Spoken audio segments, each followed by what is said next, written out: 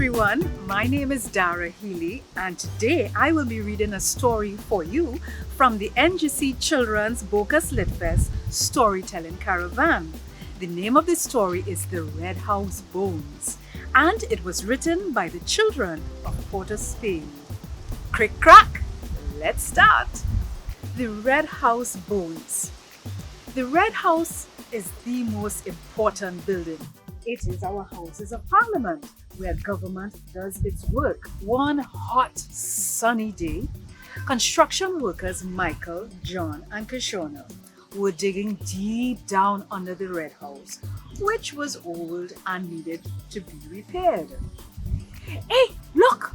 Michael screamed suddenly, and he scrambled out of the hole. The other workers jumped out too, as Michael called Mr. Stephen, the site manager. Mr. Stephen, look, I see a set of bones down there. I think it's human bones. I'm not going back in there. While Mr. Stephen was trying to see what Michael was talking about, he accidentally fell into the hole where the bones were. It was dark down there, and Mr. Stephen stumbled as he stepped on the bones. He fell, landing on his face right on top of a skull. As his sight adjusted to the dim light, he saw that the place was a grave full of bones. He tried to stand up and felt the pain in his ankle. He realized that he had twisted it. He had also broken his cell phone and it had fallen out of his pocket. Suddenly, Mr. Stephen became afraid and started screaming, "Help! Help! Get me out of here! Frank! Frank, help me! I can't walk!" He called his supervisor. He was surrounded by skeletons. Frank had just gone to lunch, so he wasn't around for the drama. "Call an ambulance. I have no money on my phone," said Krishona to Michael, who used his cell phone and telephoned the emergency line 999. Mr. Stephen was very relieved when the ambulance and fire services arrived and used a sling and ladders to lift him out of the hole. They took Mr. Stephen to the hospital. With the two bosses out of the picture, Michael, who discovered the bones, did the talking. "I was shoveling concrete chunks," he told the reporters, "when I see a face from a horror film looking at me. Only black space for eyes and grinning with half the teeth missing," he said.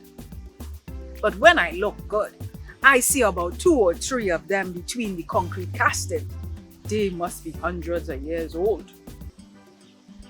The police sealed off the area with yellow tape.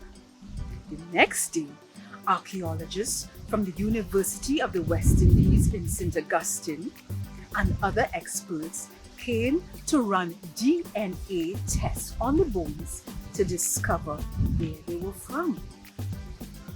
For several months, professors and their students were busy scraping the ground and taking samples away in bags.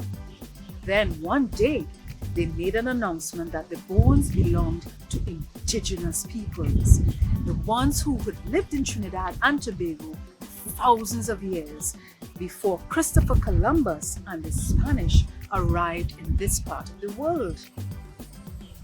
Many indigenous peoples still live in Arima, and they were very excited about the find and came to Port of Spain with their shaman to bless the bones.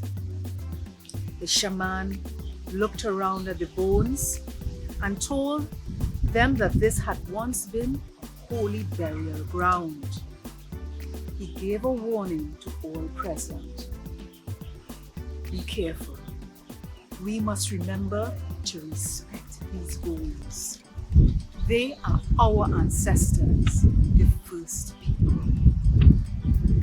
The shaman told them that bad things would happen to anyone who harmed the bones or disrespected them in any way. An archaeological search was started to find and save all the bones.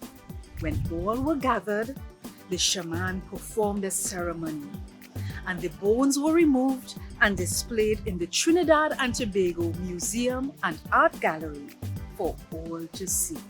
Crick crack,